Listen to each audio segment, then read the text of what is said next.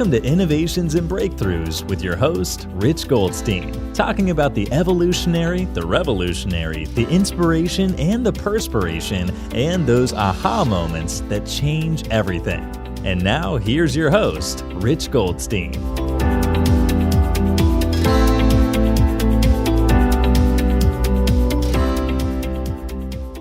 Rich Goldstein here, host of the Innovations and Breakthroughs podcast, where I feature top leaders and the path they took to create change. Past guests include Rick Cesari, Stephen Key, and Louis Foreman. This episode is brought to you by my company, Goldstein Patent Law, where we help you to protect your ideas and products. We've advised and obtained patents for thousands of companies over the past 26 years. So if you're a company that has software, a product, or a design you want protected, go to goldsteinpatentlaw.com, where there are amazing free resources for learning about the patent process. And you could email my team at welcome@goldsteinpc.com to explore if it's a match to work together. You can also check out the book I wrote for the American Bar Association that explains in plain English how patents work. It's called the ABA Consumer Guide to Obtaining a Patent. I have here today Ben Harrison. Ben Harrison is a lifelong entrepreneur and a product developer who's worked with some of the top musicians in the world. Through teaching the methods he created while he was pitching his own products, he's also helped hundreds of inventors, entrepreneurs to successfully get their own ideas into companies of all sizes. Benjamin has also created a system that uses LinkedIn to help inventors connect with potential licensees. He recently published a book that explains licensing ideas using LinkedIn and goes over in detail how inventors can use LinkedIn to obtain superior results. So I'm just honored today to welcome here Benjamin Harrison. Welcome, Ben. Hey, Rich. I'm honored to be on your podcast, buddy. Thanks for having me. Yeah, my pleasure. And I'm just going kind of oscillating back and forth between calling you Ben and Benjamin, but I'm going to see if I could stick with Ben from here on out. Hey, man, we'll see how you do. I'll reprimand you if you change. Okay, well, keep score. Okay, so, I will. I'll tally. So we'll put another one in the Ben column. You know, so you're on the road right now. Correct. And it's really awesome. I appreciate you taking the time. You did pull over to the side of the road though to do this interview, correct? Correct. I've got some beautiful snow-capped mountains in the distance. Us being on the road right now isn't something that we planned, but we sold our house and we've been moving across the country in a 38-foot Class A RV and the vehicle that I'm in right now. So yeah, traveling isn't something that we were planning on right now, but it was a little too late by the time we'd already left. So we're doing what we can from the road. Nice. And you know, you've worked with a lot of musicians, as you said before. And so are you a musician? Well, that depends on who you ask. If you ask, I've met. Do you enjoy playing music? Absolutely. And I've met so many amazing musicians and had the pleasure of working alongside of them that I hate to even call myself a musician, but I've also had some of those same top guys catch me saying that I'm not. And after they've heard me play and they're like, you can't say you're not a musician, Ben. So well, have you gotten to jam with some of those top musicians? Oh yeah.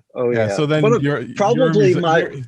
you have more claim to being a musician than many other people that do. probably so. But my favorite, if you have time to check, just to give you one example, would be Victor Wooten. And if you've never heard of Victor Wooten, I think he's the only guy to ever be on the cover of Bass Player magazine 3 years in a row for Bass Player of the Year. And he's not only just like just an alien, he's just a different level of player. He's insane. But he's one of the most amazing people I've ever met too. So yeah, I play bass, I play guitar, I sing, I play drums, I record, I do all of that, just not as a living. Got it. But the music industry is part of what helped you create some of your successful techniques that you use for inventing, right? Because I guess there was a day when it was about getting in touch with record executives, and you had that experience. So do you want to talk a bit about that? Sure. Whenever I first met Stephen Key, as you mentioned earlier, and I first started learning about licensing, I became a student of his because I had a really big idea that I was working on that was required me to get in touch with those top executives at record labels and some of the top entertainment, industries or companies out there. And that was what really drove me to use LinkedIn, was because you can't get those cats on the Those guys are phone. not easy to get in contact with, right? Yeah. It's And like if you were trying to get in touch with someone maybe who manufactures construction products, they're not used to getting bombarded. But record company executives are used to being bombarded by musicians trying to get them to play their tape, right? I don't know if it's even the tape sure, anymore, but sure. play my Yeah, USB probably been a stick. Yeah. minute. I don't know. Here's They the may actually they may actually respond to that. It's been so long since they've heard it. That's a good end. I think right, people should try that. Send someone a cassette, see what happens. right, exactly. But yeah, that's the thing. And I think that dealing with famous people and dealing with executives in those industries before trying to pitch, business method IP to them helped me understand that they do get pitched all day, every day. Even if it's not someone pitching them directly, it's people trying to get to know them because of how it could potentially benefit them down the road. So they can smell a pitch a mile away, and it doesn't really work with them. And getting them on the phone doesn't work either. And that was what drove me to use LinkedIn. Was Stephen was mentoring me through this process, and it was just crickets. I was not getting any responses. It was terrible. But whenever I started using LinkedIn, it took a little bit for me to understand how to use it as a direct outreach platform. But once I got a wrangle on it, I was able to get in touch with executives on just insane levels, and not only get in touch with them, but reach out to them in a way where they received me as a peer rather than someone that was just another nuisance, another person gurming out on them and trying to sell them something cheap. So Yeah. yeah, that it made a very big difference having that backdrop of, hey, these people are used to this. You have to find a way to differentiate yourself from the mass of other people that need them for something too. Yep. Got it. And so, I mean, for anyone who's listening who isn't familiar with LinkedIn, LinkedIn is a social media platform, I guess, essentially, where um, it's used by professionals of all kinds in all different professions. And basically, the focus of it is kind of professional experience, professional qualifications. So you'll find people that are at all levels in every type of company having a profile on LinkedIn. So um, often it's a way that business people network with each other. And so really what we're talking about here is using this platform to find people um, that are in companies that could appreciate the type of idea that you have because it's in a relevant industry. And also they're in a position um, to make it happen because they're in the right industry. So the kind of the nexus there that we're looking for is someone who, it, because of the position they're in, they can appreciate how important or how good your idea is, and also they're in that position to make it happen because they have the resources with regard to manufacturing and distribution, etc. 100%. And what's really unique about reaching out to people using LinkedIn, which let's take a step back for a second, just so everyone knows before you form this opinion about me and go ahead and shut off everything that's going to come out of my mouth because I'm talking about social media. I'm not a social media guy. I'm not a big fan of social media. I don't have I have less than 10 friends on Facebook, and I mainly use it because I'm a cheapskate and I like to use Facebook Marketplace.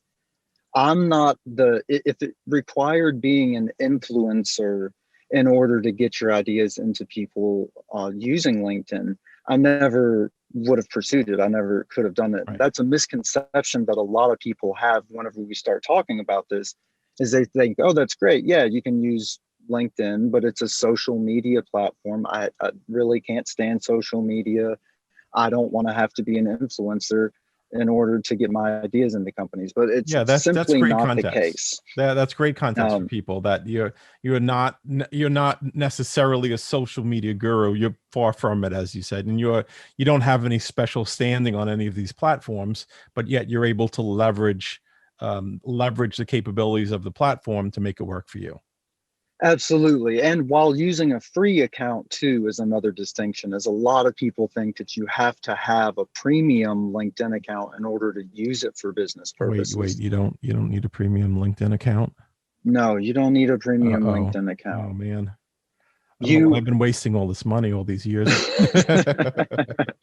People will spend upwards of $119 a month thinking that if they Yeah, spend the money that it's gonna do the work for them, but it's simply not the case. right. You still have to connect, you still have to reach out to people, you still have to do all the work the same. So Yep, yeah, exactly. so as a backdrop here, big picture, this is a guy that doesn't like social media. My girlfriend, we are not friends on Facebook.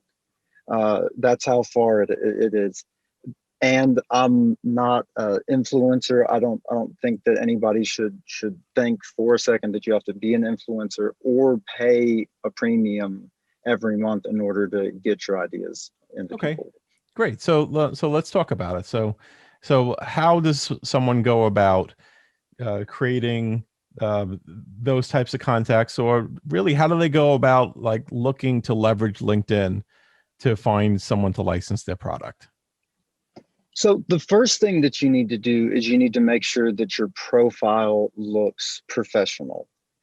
Because if you don't have a picture up, or if you have a weird picture, or a picture that isn't you, or a picture that uh, doesn't look professional, all of this is going to be in vain. Any of the future steps that you will need to take are not going to work. So you need to start out by focusing on making a professional looking profile.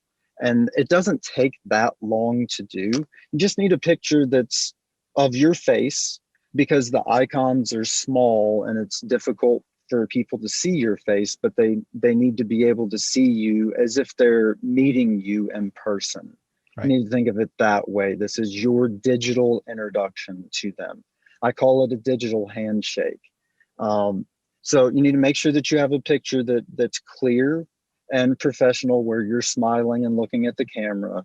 You Right. need to Not like your complete. Halloween picture or your typical Facebook profile picture, maybe sometimes. I mean, it should be something that just shows you professionally, but professionally, you don't need to dress up. You don't need to wear a suit, but you should look, neat and like as if you went to a photographer and said, take a headshot of me.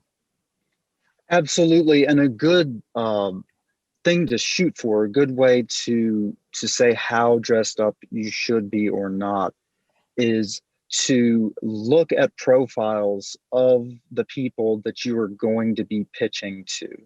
Look at the professionals that you're going to be reaching out to, and try to meet them professionally where they're at. If you're reaching out to huge executives at Warner Brothers, if you're reaching out to the vice president of consumer engagement at uh, Sony, you may need to have a little more polished look than if Right. you're reaching out to someone that works in bait and tackle, or something like that. So just find the people that you're going to be reaching out to, get a good idea of how it is that they are coming across professionally on LinkedIn, and try to meet them there. It's a good So principle there is that people like people that are like them. And so, you I think that's great advice. What you're saying is like once you find your target community, you want to have them immediately feel like this guy is like us. That's a great point. So much of what makes LinkedIn work versus your cold call or your cold email. So much of what gets a higher response rate are those social cues that you're talking about. It's the fact that through your profile, you can show someone that you're professionally on the same level as they are, or show some kind of similar interest in, or that you can add things to your profile to show that you understand their technical jargon. And those similarity cues that you're talking about of people liking people that are like them, feeling more comfortable with them, that is what ends up resulting in such a high response rate, which on the low end for whenever people are getting started is around 20%. But on the high end of response rates for students that put the time in to not only have a good profile, but take it to the next step and start participating some on the platform, they can get into the 40 to 60% plus response rates, which anybody that's ever done any cold calling knows that that's just absolutely absurd. They're used to getting more 5 to 10%.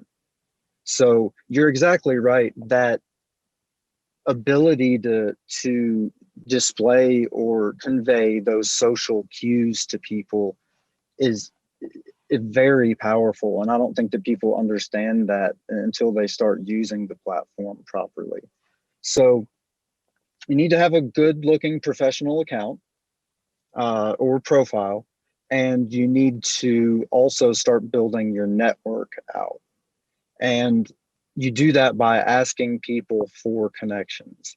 So what we've done with InventRight is we've had all the InventRight students all come together, and everybody connects with each other. Everybody that does the smart pitch program that we have specifically for people pitching through LinkedIn, everybody connects together to help start to build that base of connections. Because in order to use a free account, you're going to have to connect with people before you can reach out to them. Right. So So you want to have a certain number of connections ahead of time. It's like one of the things that people see immediately is how many connections you have. And if it says 2, then it doesn't look very serious. As it almost could be a fake account. When there's a significant number of connections, it appears more real because there's a certain momentum there. Like, okay, if 250 people have connected to this person, then obviously they knew them, or it's just less likely. It gives it more credibility. absolutely. Once again, it's those same social cues like you were talking about before. And even more so when you start to build connections in an industry, and then you start to have similar connections with people as you're connecting with them, you may share 20, 30, 50 connections. And those social cues, as you continue to build your account out like that, just help you to get in very, very easily. Got it. No, So go ahead, you Rich. leverage the community of through the Smart Pitch program, and basically everyone connects to each other so that you have some connections associated with your account. And then what's next? Then you begin to target. Yeah, at that point, you start to research companies that are on your hit list of companies that you want to try to get your ideas into. And as you're researching those companies, you'll see a list of their employees, and you'll want to start reaching out, or not reaching out, but sending a connection request to the employees of the companies on your hit list at that point, and to try to start to connect with people within those companies. It doesn't matter if it's the CEO or someone in HR or someone in sales. It just matters that you get connected at first to where you can ask other people within the same company for connection requests as well.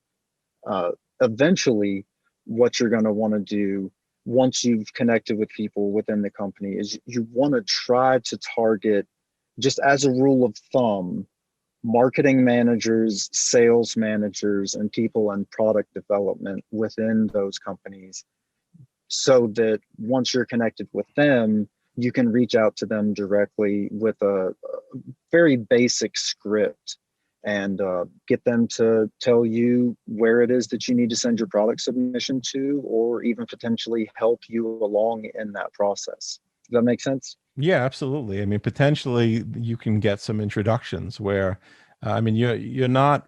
I'd say you're probably not likely to land on the exact right person initially, but if you can make enough of a connection that they will then introduce you to the right person, then that's even more valuable. To come in introduced by someone within the company is an even more kind of credible way to meet someone than coming in cold. So.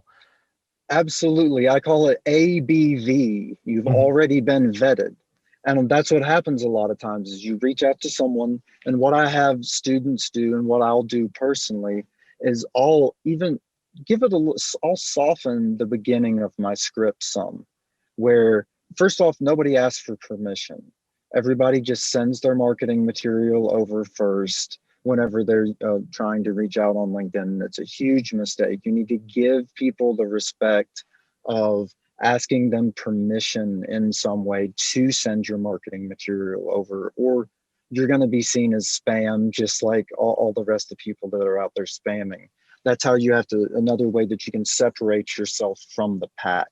And I like to do this by, say, I'm reaching out to a marketing manager.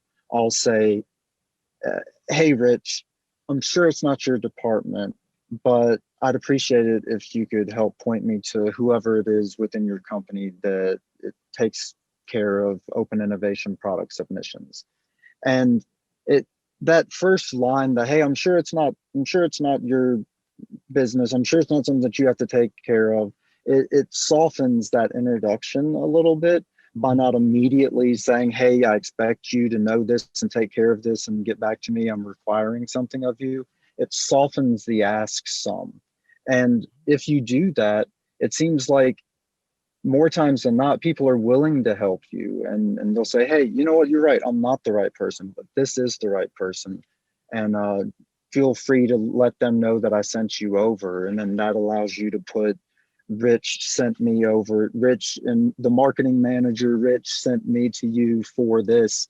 And at that point, your chances of having that email be not only open but responded to are infinitely higher. Yeah, yeah, that's amazing.